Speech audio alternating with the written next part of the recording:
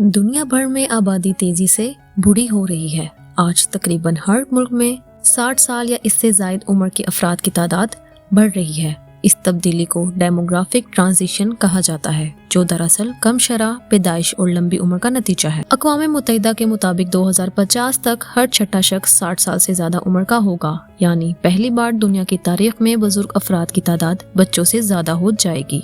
और ख़ास बात यह है कि इनमें से 2/3 बुजुर्ग अफराद तरक्की पजीर ममालिक में रहेंगे। पाकिस्तान दुनिया का छठा सबसे ज्यादा आबादी वाला मुल्क है और यहाँ भी बुढ़ापे की ये लहर वाज़े नजर आ रही है। इस वक्त तकरीबन 7% यानी 1,40,00,000 पाकिस्तानी बुजुर्ग हैं।